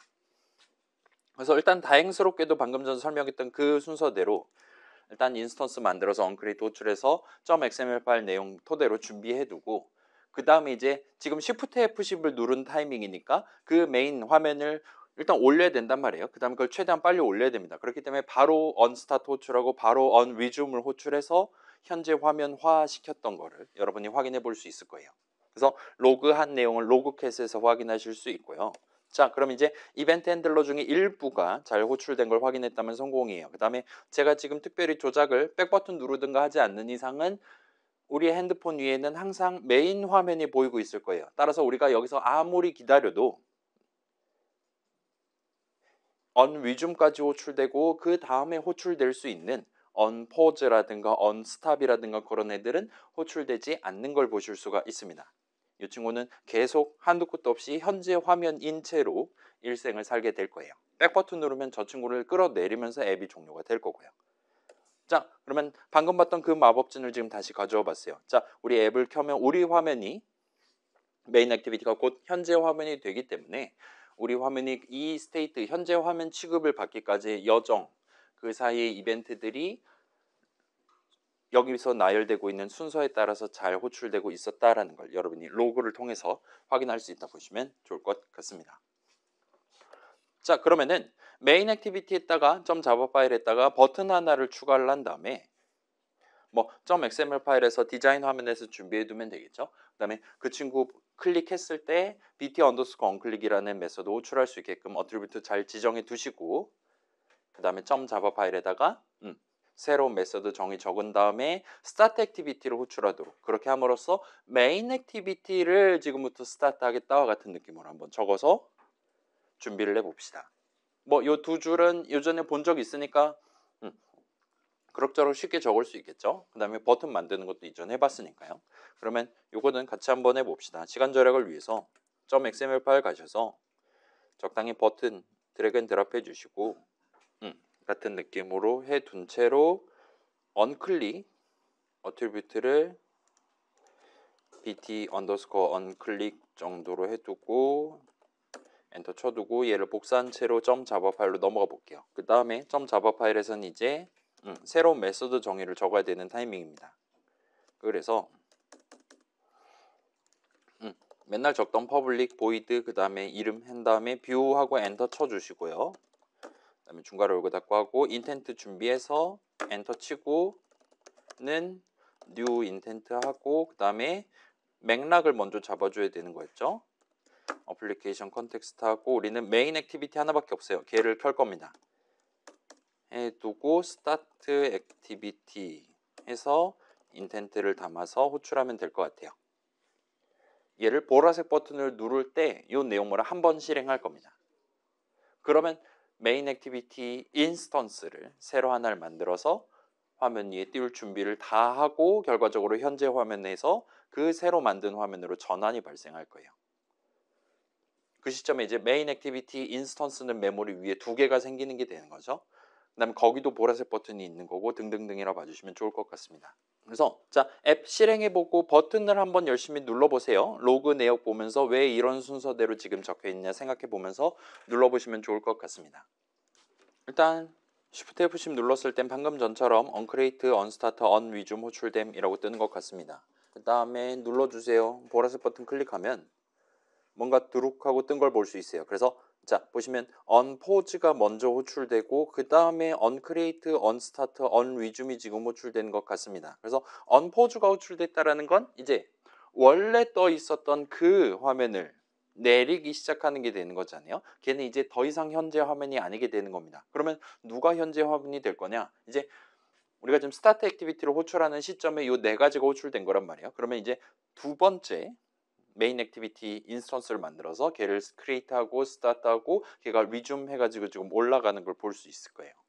그리고 언스탑은 조금 뒤에 호출되는 걸 확인할 수 있습니다. 그래서 지금 맨 왼쪽 로그캡 맨 왼쪽 보시면 현재 시각을 우리한테 보여주고 있어요. 그래서 50.358초 시점에 스탑이 호출됐고 포즈는 49.881초 시점에 호출됐습니다. 그 다음에 49.881초에 내리기 시작해서 리줌은 902초 그러니까 자 당연히 이거는 여러분 컴퓨터마다 다 달라요. 매번 실행할 때마다 다른데 아무튼 간에 일단 현재 화면에서 살짝 내리는 걸 먼저 진행해요. 걔는 이제 내려갈 거니까요. 마음의 준비를 시킵니다. 그 다음에 아무튼 현재 화면을 바로 전환을 시켜줘야 사용자도 본인이 지금 보라색 버튼 누른 이유가 이거 누르면 새 창이 뜬다라고 지금 기대하고 누른 거잖아요. 저 사람의 기대를 빠르게 충족시키기 위해 일단은 지금 당장 띄워야 되는 그 화면을 준비를 먼저 합니다. 그래서 띄우는 것까지 먼저 해요. 언리줌까지 먼저 합니다. 그럼 지금 이제 현재 화면이 아니게 된 그 친구는 스탑까지만 당한 거란 말이야. 애매한 상태에 지금 머물러 있는 거예요. 눈을 뜨고 있긴 한데 현재 화면은 아닌 겁니다. 그렇기 때문에 그 친구를 이제 시동을 끄는 작업을 천천히 한다라고 봐주시면 좋을 것 같아요. 그래서 언스탑이 살짝 늦게 지금 화면에 뜨는 것까지 다 준비가 된 이후 시점에 호출된다. 여유 있을 때 호출된다라고 봐주시면 좋을 것 같아요. 한 번 더 누르면 이런 느낌으로 지금 확실히 이런 느낌으로 뭔가 작업 열심히 수행하고 그럭저럭 여유가 생겼다 할 때 이제 언스탑이 지금 호출됐다 보시면 됩니다.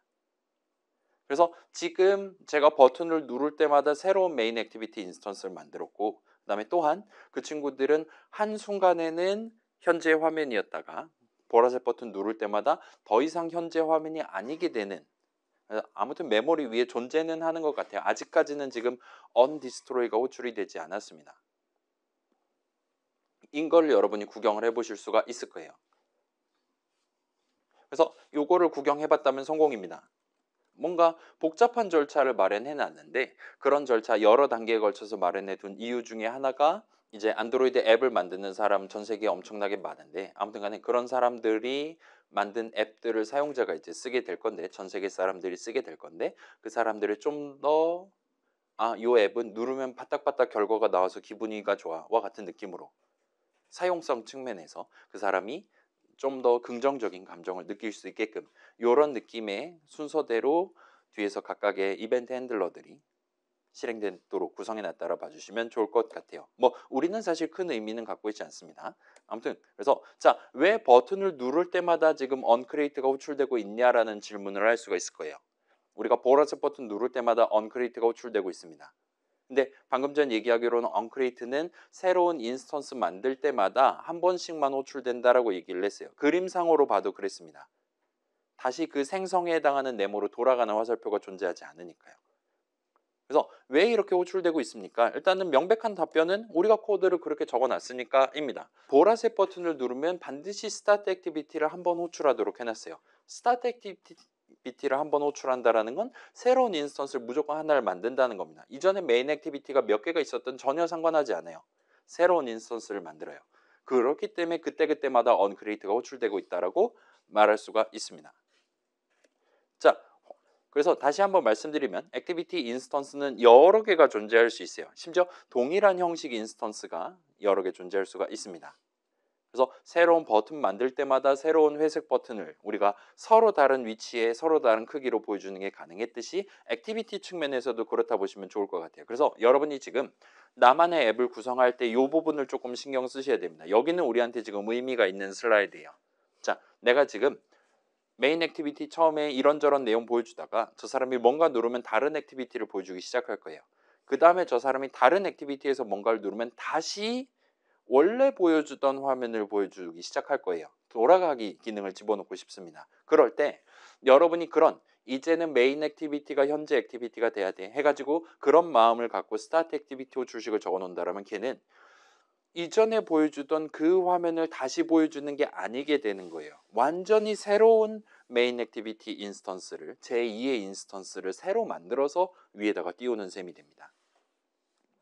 근데 경우에 따라서는 그렇게 하면 여러분의 앱이 정상 동작하지 않을 수 있어요. 예를 들면 메인 액티비티 안에 우리 예전에 그 메모 열람 및 변경할도 비슷한 느낌이었어요. 그 액티비티 안에다가 필드 선언 적어두고 점 자바 파일 안에 필드 선언 적어두고 그 액티비티 본체 안에다가 원본 데이터를 우겨넣고 하드 코딩 해두고 스타트한다. 라면 그 원본 데이터는 일단 당연히 원본이니까 메모리 위에 단 한 세트만 존재해야 되는 거잖아요. 그래야지 아마 다른 코드들도 정상 동작할 겁니다. 그걸 감안하면 edit 액티비티 같은 거 보여주다가 메인 액티비티를 다시 현재 화면으로 만든다 라면 그때는 보통은 새로운 메인 액티비티를 만든다가 아니라 스타트 액티비티를 하는 게 아니라 이 edit 액티비티를 현재 화면에서 끌어내린다에 해당하는 finish와 같은 코드를 호출식을 대신 적어야 할 가능성이 높을 겁니다. 그래서 그건 여러분이 필요에 따라서 취사 선택해서 사용하시면 돼요. 그럼 이제 edit 액티비티 같은 경우는 얘기가 좀 달라요. edit 액티비티에서 edit 액티비티를 새로 띄우진 않습니다. 당시엔 그랬어요. 그래서 edit 액티비티를 띄운다라는 건 메인 액티비티에서 뭔가 그 세 개 덩어리 중에 하나를 눌렀다라는 얘기가 됩니다. 그다음에 메인 액티비티에서 세 개 덩어리 중에 하나를 눌렀다라는 건 당연스럽게도 메인 액티비티가 현재 화면이었다는 얘기예요. 그리고 메인 액티비티가 현재 화면일 때는 이전에 edit 액티비티 그러니까 메모 변경을 몇 개를 했던 간에 몇 번을 했던 간에 그런 것들이랑 기본적으로 상관이 없습니다. 왜냐? edit 액티비티에서 메인 액티비티로 돌아갈 때는 항상 얘는 더 이상 수행할 작업이 없어와 같은 느낌으로 finish를 호출해 놨기 때문이라고 보시면 돼요. 그렇기 때문에 아까 전에 보여줬었던 edit 액티비티를 다시 보여주기 시작한다라는 걸 굳이 신경 쓰지 않아도 되는 거예요. 항상 그냥 새로운 스트링 값 2개 담고 새로운 edit 액티비티 인스턴스 만들어서 써먹어도 상관이 없는 거였습니다. 그렇기 때문에 그때는 우리가 런처를 쓰긴 했지만 아무튼 간에 인텐트에다가 엑스트라 해갖고 그때그때 지금 당장 요번 edit 액티비티에서 보여줄 스트링 값들 등등을 정해가면서 새로운 edit 액티비티를 만들고 그럼 걔가 현재 화면이 되겠죠. 필요하다면 finish를 눌러가지고 이전 화면으로 돌아가게끔 그런 식으로 코드를 작성했다 보시면 좋을 것 같아요. 자, 그래서 요건 지금 한번 여러분이 시도해 보시면 좋을 것 같아요. 우린 지금 메인 액티비티에 돌아가기 버튼은 없기는 합니다. finish를 호출하진 않아요. 그렇긴 하지만 핸드폰 자체에 백 버튼이 있습니다. 여러분이 보라색 버튼을 눌렀을 때 어떤 이벤트가 순서대로 호출되나랑 백 버튼을 눌렀을 때 어떤 이벤트가 호출되나를 대조를 해보시는 게 가능할 거예요. 직접 한번 확인을 해보도록 합시다. 자, 요거 여러분 기본적으로 예를 들면 요 위에 열심히 뭐 드래그 한다든가 구경한 다음에 스크롤을 쭉 내리면 그 다음에 커서로 클릭을 하시면 왼쪽 보시면 요 로그캣의 4개의 버튼 중에 맨 밑에 있는 버튼이 선택이 될 겁니다. 얘가 안 눌려 있다라면 여러분이 클릭해서 누를 수가 있어요. 이 친구가 뭐냐? 뭐라 그래야 될까요? 일종의 요 로그캣이라는 창 자체가 여기에 새로운 한 줄이 들어왔다라면 자동으로 스크롤을 해서 그 최근에 뭐가 나왔나를 그때그때 실시간으로 구경할 수 있게 해주는 기능이 여기 지금 들어있다 보시면 돼요. 그래서 얘를 클릭해 둔 상태에서 선택돼 있는 상태에서 새로운 보라색 버튼 눌렀을 때 잠깐만 나 지금 제대로 잘 안 된 것 같아.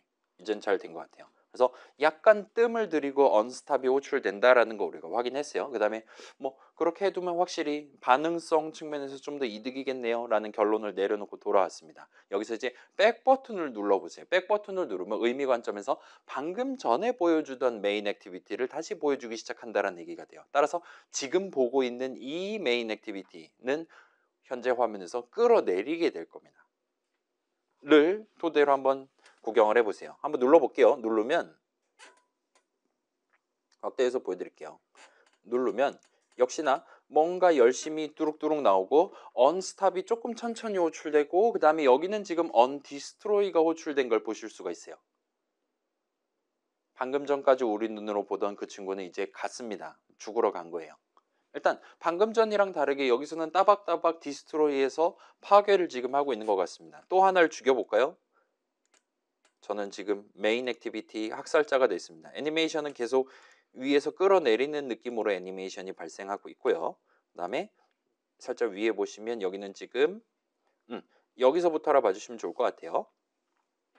그래서 현재 화면을 바꿀 거예요. 따라서 현재 화면에 대한 언포즈가 먼저 호출됩니다. 마음의 준비를 해야 되니까요. 그 다음에 지금 저 같은 경우는 언리스타트가 호출됐어요. 냉동실에 들어있었나 봅니다. 그 친구를 다시 해동을 했어요. 그 다음에 언스타트 호출하고 언위줌을 호출하고 있는 걸 보실 수가 있어요. 그래서 냉동실에 들어있었던 N-1번째 메인 액티비티를 다시 해동을 시킨 다음에 그 친구가 현재 화면이 되기까지 끌어올리고 있다 보시면 됩니다. 거기까지 하면 화면 전환이 끝나는 거예요. 저 사람은 이제 직전까지 봤었던 그 화면을 다시금 조작을 할 수 있게 되는 겁니다. 그럼 이제 원래 맨 위에 있었다가 이제 끌어내려진 포즈 당한 그 N번째 메인 액티비티 인스턴스는 이제 시동을 끄고 그 다음에 여기 같은 경우는 지금 그 시점에 적절한 여유 있는 시점에 메모리 위에서 사라지는 느낌으로 파괴까지 지금 발생하는 걸 보실 수가 있어요. 그래서 방금 전이랑 느낌이 달라요. 보라색 버튼 눌렀을 땐 현재 화면에서 끌어내린 다음에 파괴를 하지 않습니다. 지금 느낌 봐서는 냉동실에 처박아 두는 것 같아요. 파괴는 하지 않습니다. 따라서 기본적으로는 언제든지 나중에 해동해가지고 쓸 수 있는 상태로 유지를 하는 거예요. 근데 백 버튼을 누를 때는 지금 따박따박 파괴를 하는 걸 여러분 보실 수가 있을 거예요. 그런 차이가 지금 발생하고 있습니다. 그 다음에 이때는 자 보라색 버튼 눌렀을 때는 새로운 현재 화면 새로 보여주기 위해 당연하다는 듯이 언크리에이트를 매번 호출을 했어요. 다시 한번 보여드릴게요. 눌러주세요 하면 언포즈 호출되고 현재 화면 나갈 준비하고 그 다음에 새로운 메인 액티비티 인스턴스를 만들어서 걔를 현재 화면까지 끌어올리는 작업을 합니다. 여기서는 언크리에이트를 했어요. 달리 말하면 새로운 인스턴스를 만든 겁니다. 그 다음에 원래 떠있던 애는 지금 끌어내려서 스탑까지 지금 호출한 거예요.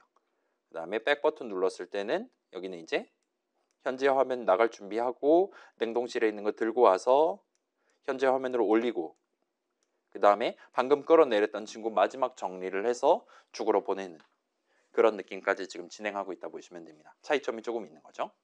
그래서 우리가 지금 여기서 굳이 적진 않긴 했지만 피니쉬를 호출할 때도 걔도 일단 죽으러 간다라 생각해 주시면 좋을 것 같아요. 애니메이션 상에서 위에 있는 화면을 끌어내리는 듯한 애니메이션이 지금 연출되고 있다라면 걔는 이제 파괴까지 발생한다라고 봐주시면 좋을 것 같습니다. 그래서 방금 봤던 내용은 지금 기억을 해두시지는 않으셔도 괜찮아요. 그래서 구체적으로 저 이벤트 이름 같은 거 외우실 필요는 전혀 없습니다. 어차피 GPT한테 물어보면 다 알고 있으니까. 그 다음에 공식 레퍼런스 가이드에도 다 들어있으니까. 다만 일단 이 두 가지가 살짝 다르다는 건 여러분 지금 고민을 해주시면 좋을 것 같아요. 액티비티 인스턴스가 여러 개가 존재할 수 있습니다. 여러분이 지금 새로 현재 화면에서 다른 화면을 보여주기 시작하는데 화면 전환을 구성하고 싶은데 이게 새로운 화면을 보여줘야 되는 거냐 아니면 아까 전까지 보여주고 있었던 그 화면으로 돌아가야 되는 거냐 걔를 다시 현재 화면으로 끌어올려야 되는 거냐 그 양자택일 문제는 조금 고민해 가면서 여러분이 진행해 보시면 좋을 것 같아요. 그게 귀찮다 액티비티를 아예 쓰지 않으면 7점의 기회비용을 지불하고 하나의 액티비티 하나의 화면 위에 모든 걸 다 집어넣을 수 있기는 합니다.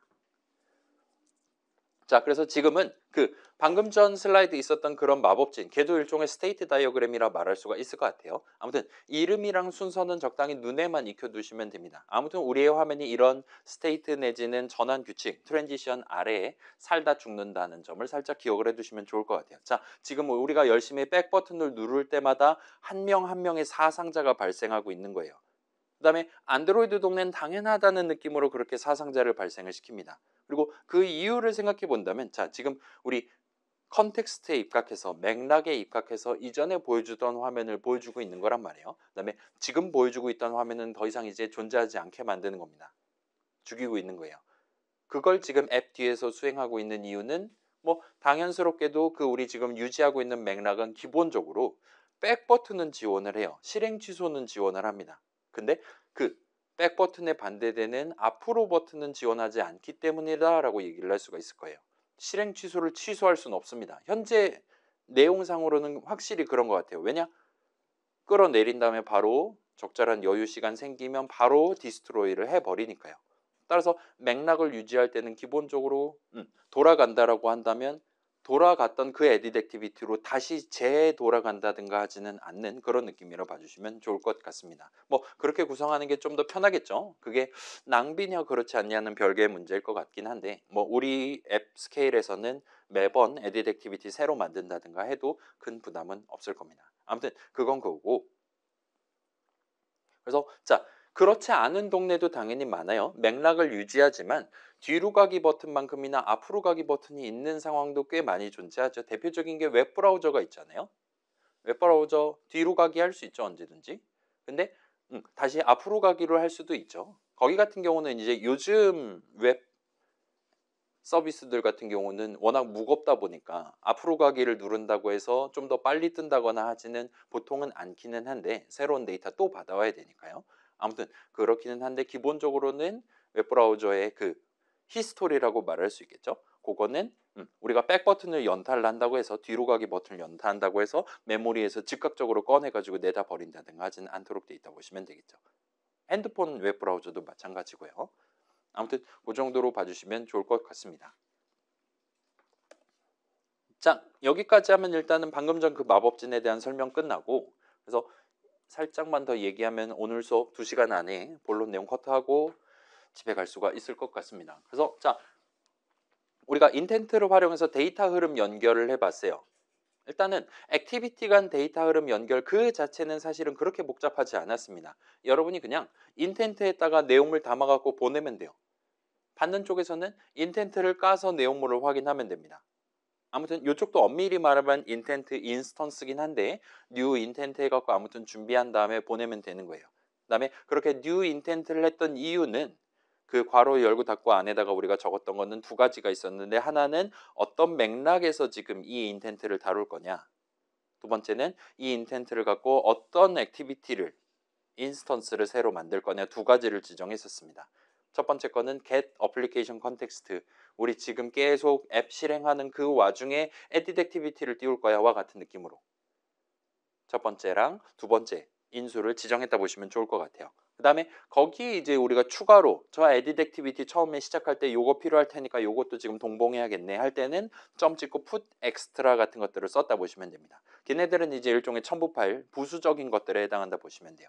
그래서 우리가 put extra를 하거나 아니면 get string extra와 같은 느낌으로 적었었다 보시면 됩니다. put extra는 동일한 이름의 여러 버전이 존재했고 get extra 같은 경우는 지금 서로 다른 이름으로 각각의 메서드 정의를 적어둔 걸 보실 수가 있어요.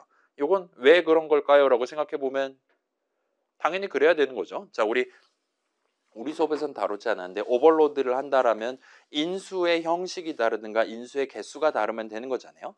그러면 함수 출식에 각각 괄호 안에 적어둔 수식들을 읽고, 예를 들면 뭐 put extra 한 다음에 3 적어놨다, int literal 적어놓은 거잖아요. 그걸 보고 우리 안드로이드 스튜디오는 얼마든지 int 버전을 고른 셈 쳐줄 수 있습니다. 큰 따옴표 적었다, 스트링 하나 받는 버전 골라줄 수 있어요. 그 괄호 안에 무슨 수식을 정리에 따라서, 달리 말하면 그 메서드 호출식 안에 무슨 수식을 적어놨냐에 따라서 그거를 판단할 수가 있습니다. 근데 리턴 값 같은 경우는 그렇지 않아요. 자, get extra까지만 적어놓고 그 왼쪽에다가 예를 들면 텍스트는 한 다음에 get extra 괄호 닫고를 한다 그래서 그 텍스트의 형식을 가지고 get extra를 스트링 값을 리턴하는 걸로 디덕션을 해준다든가 하는 거는 이제는 월권 행위가 되는 거예요. 그 메서드 호출식만 가지고 이게 무슨 버전인지를 알 수가 있어야 되는데 당연히 get extra 안에는 뭐 추가적인 인수 같은 거 넣을 수도 있긴 하겠지만 아무튼 간에 기본적으로는 그 안에 있는 것들만 가지고 파악이 어려운 경우라 하더라도 그 메소드 호출식이 어디에 적혀 있냐, 그 메소드 호출식 주변의 문맥이 어떻게 되냐에 따라서 오버로드 되어 있는 여러 버전들 중에 하나를 능동적으로 골라준다든가 하진 않는 겁니다. 일종의 이건 이제 약간 뭐라 그래야 될까요? 컴퓨터 동네의 근본적인 한계점에 해당하는 거죠. 일단 기본적으로 단방향에 해당해야 한다. 역방향으로 디덕션이 발생하진 않는다. 뭐 그런 얘기 템플릿이라든가 할 때 구경해 본 적이 있을 겁니다. 자바도 똑같이 마련돼 있고 그래야지 컴파일러란가 뭔가를 만들 수 있으니까요. 그렇게 똑같이 마련돼 있고 그렇기 때문에 하는 짓은 사실상 차이가 없는데 리턴 값의 형식만 다른 상황이기 때문에 일단 의미 관점에서 그렇기 때문에 서로 다른 메서드 이름을 써서 저 사람이 서로 다른 메서드 호출식을 적어서 서로 다른 형식 리턴 값을 받을 수 있게끔 그렇게 강제를 해놨다 보시면 돼요. 아무튼 자바 동네는 그렇고 뭐 C++ 동네도 그렇고 C# 동네도 그렇잖아요. 아무튼 그렇다 보시면 좋을 것 같습니다. 그래서 이렇게 적는 게 가능했어요. 아무튼 뭐 이름은 좀 특이하긴 하지만 서로 대칭되는 두 메서드들을 통해서 인텐트에 내가 원하는 보내기 위해 첨부 파일을 담거나 받는 쪽에서는 저 사람이 아마도 보냈을 그 첨부 파일을 열어갖고 본인이 이제 활용하기 시작하거나 그 다음 수식을 계산함으로써 원하는 위치에 담거나를 할 수 있게 된다 보시면 좋을 것 같아요. 자, 근데 데이터 흐름 자체는 복잡하지 않아요. 인텐트를 쓰면 만사 형통입니다. 그렇기는 한데 이런 데이터 흐름을 언제 수행할 거냐까지 집어넣으면 얘기가 좀 더 복잡해질 수 있어요. 그래서 자 일단 우리 메모 열람 및 변경 앱 만들 때 메모 3개 중에 하나를 눌렀을 때 그 내용이 에디 텍스트에 박혀있는 채로 에디 액티비티를 시작한다. 그거는 우리가 만들기 쉬웠습니다. 2시간 컷을 얼마든지 할 수 있었어요. 그때는 자 언제 타이틀 값이랑 컨텐트 값을 담아서 에딧 액티비티한테 보낼 것이냐가 명약 관화하기 때문이었습니다. 보내는 입장에서는 화면 전환을 발생시킬 때 스타트 액티비티를 하든 런처로 쏘든 간에 그 시점에 지금 저 친구한테 보내야 되는 데이터들을 준비를 해두면 돼요. 열심히 풋 엑스트라에서 꾹꾹꾹 눌러 담으면 됩니다. 자, 반송을 보낼 때도 비슷한 느낌이에요. 반송을 보낼 때도 내가 이제 곧 피니쉬를 할 거예요. 저 친구한테 마지막으로 남길 데이터들이 있다면 인텐트에 담아놓고 그걸 get result에서 꼬리표 달아둔 다음에 피니쉬를 해버리면 됩니다. 그래서 거기는 괜찮아요. 그 다음에 그렇게 스타트 액티비티 당하면서 나한테 인텐트가 하나가 올 건데 거기에 내가 지금 스타트하기 위해 필요한 뭔가가 데이터들이 엑스트라로 담겨 있다는 걸 내가 알고 있다면 나는 언크리에이트 중괄호 안에다가 저 사람이 반드시 하나 보냈을 그 인텐트를 꺼내가지고 거기에 있는 첨부 파일을 꺼내가지고 내 에딧 액티비티의 텍스트 어트리뷰트로 지정을 해버리면 됩니다. 그래서 거기는 언제 보낼 거냐, 언제 받을 거냐가 매우 간단하게 우리가 유출할 수가 있었어요. 그 중괄호 안에 적어두면 된다라고 얼마든지 쉽게 특정할 수 있었습니다. 근데 반송을 보내는 것까지는 쉬운데 반송을 받는 입장에서는 요 언제를 특정하기가 쉽지 않아요. 언제 에딧 액티비티가 사망할 것이냐를 메인 액티비티 입장에서는 아는 게 엄청나게 어렵다는 겁니다. 자, 다시 말씀드릴게요. 언제 메인 액티비티가 나한테 내가 지금 이번엔 내가 에딧 액티비티예요. 언제 메인 액티비티가 나한테 데이터를 보냈을 것이냐는 내가 언크리에이트 호출받은 직전 타이밍이 되는 겁니다. 저 친구가 스타트 액티비티로 호출했기 때문에 저 친구가 런처로 쏘았기 때문에 내 새로운 인스턴스인 나 자신이 지금 뿅 하고 나온 거란 말이에요. 그 다음에 나보고 준비를 하래요. 언크리에이트가 호출됐어요. 그러면 내 눈앞에는 반드시 인텐트 하나가 존재하고 반드시 거기에는 내가 쓸 데이터가 담겨 있는 거예요. 그렇기 때문에 언크리에이트 중괄호 안에서 그걸 까는 코드를 적어두면 됩니다. 어렵지 않아요. 보내는 입장들도 당연히 쉽고요. 근데 반송받는 입장에서는 요 언제를 특정하기가 쉽지 않고 그 다음에 요즘 안드로이드 동네에서는 요 앱 뒤에 있는 코드가 이벤트랑 비슷한 느낌으로 특정 런처를 갖고 켠 액티비티의 작업이 끝냈을 때 우리가 그 런처에다가 적당히 계약서 이렇게 해가면서 지정해둔 그 메서드를 한 번 호출해 주도록 그렇게 지금 컨벤션을 잡아둔 것 같습니다. 추가적인 기능을 도입을 해뒀다 보시면 좋을 것 같아요. 자, 뭔 소린지 1도 몰라도 괜찮아요. 아무튼 간에 복붙을 해서 적당히 중괄호 열고 닫고를 만들어 두는 게 가능합니다. 그 다음에 그 중괄호 안에다가 이 런처로 쏴갖고 만들었던 그 액티비티가 나한테 반송한 데이터를 어떻게 처리할 것이냐를 지정할 수 있다 보시면 돼요. 우린 거기에 부가적으로 그 친구가 마지막에 나한테 뭐라고 리졸트 코드를 뱉었냐까지 알 수 있었죠. 저 친구가 정상적으로 데이터 담아서 보냈어 해서 OK라고 지정했다면 나는 거기 있는 첨부 파일 꺼내갖고 원본 데이터에 반영하면 되는 거였습니다.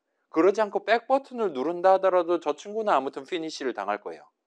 그때는 리졸트 코드가 OK가 아니기 때문에 나는 인텐트를 깔 생각하지 않고 그냥 무시를 해버리게 되는 거예요. 일종의 커밋을 할 것이냐 아니면 그 반대에 해당하는 걸 할 것이냐를 얼마든지 결정할 수 있다 보시면 됩니다. 아무튼 그거는 진짜 트루 폴스 내지는 인트값 하나로 딸깍으로 할 수 있는 거니까 지금 잘 마련돼 있고 우리도 그때 큰 어려움 없이 적용할 수 있었다 보시면 됩니다. 여러분이 나중에 새로운 메모를 추가하는 기능 같은 거 할 때는 그걸 한번 신경 써볼 필요가 있게 되겠죠.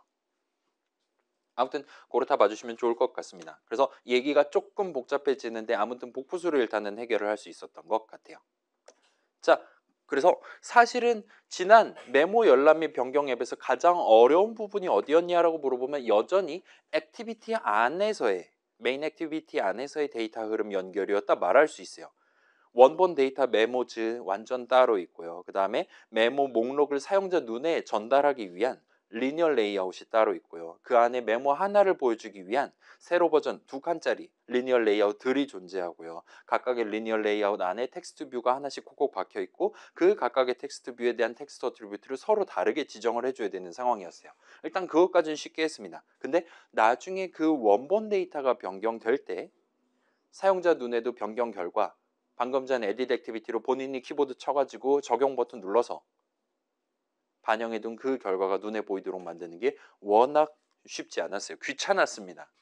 일단은 우리가 아는 코드 열심히 순차적으로 실행하게끔 열심히 엔터 쳐서 적으면 되긴 했는데 너무나도 귀찮았다라고 말할 수가 있을 것 같아요. 자, 이것도 역시나 뷰들 사이의 데이터 흐름 하나하나는 그렇게 어렵지 않았어요. 그냥 열심히 find 해오고 find 하는 게 불가능하다라면 인덱스 값을 활용해서 몇 번째 거를 꺼내온다든가 하는 식으로 접근하는 게 가능했습니다. 근데 여기서 내부 데이터, 원본 데이터랑 실제 사용자 눈으로 확인하는 뷰가 괴리되어 있는 상태에서 자, 생각해보세요. 아이스크림 칼로리 계산하는 앱에서는 원본 데이터가 각각의 뷰들의 체크드 어트리뷰트 등등 아니면 프로그레스 바이 프로그레스 어트리뷰트라든가 등등으로 에딧 텍스트의 텍스트 어트리뷰트 등등으로 원본 데이터가 각각의 뷰들의 어트리뷰트였다라고 우리가 얘기할 수 있는 거예요. 그걸 토대로 우리는 파생적인 인트 값 하나를 그때그때 계산해서 보여줬습니다. 그렇기 때문에 그때는 별로 어렵지 않았어요. 일단 방향이 단방향이었고 쌍방향이 아니었고 각각의 뷰들 우리가 직접 적지 않은 엄청 복잡한 코드들 뒤에서 열심히 돌아가는데 우리는 알 바 아닌 거잖아요. getText 하면 되는 거잖아요.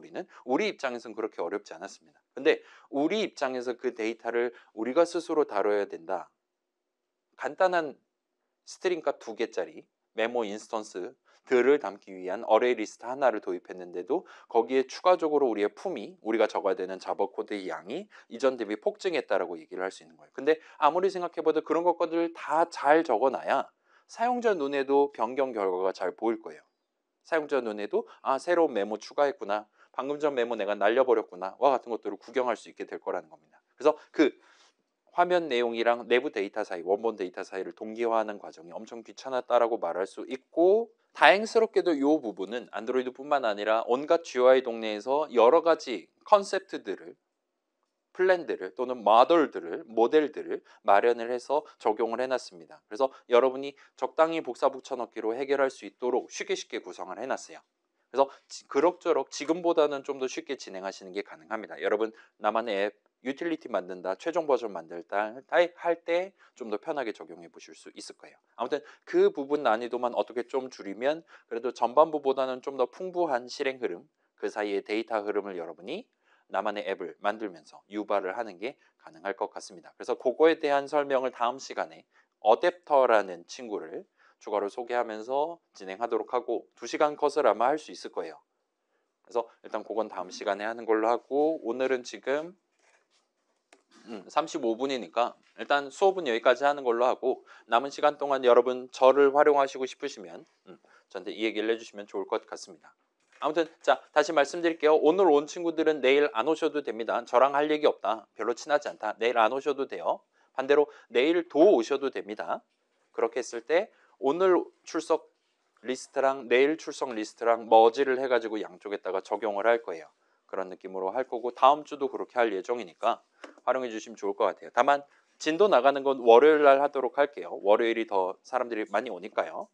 그래서 화요일만 오는 친구들은 이거를 영상으로 구경해 보시는 식으로 접근하면 될 것 같습니다. 자, 아무튼 오늘은 여기까지 합시다.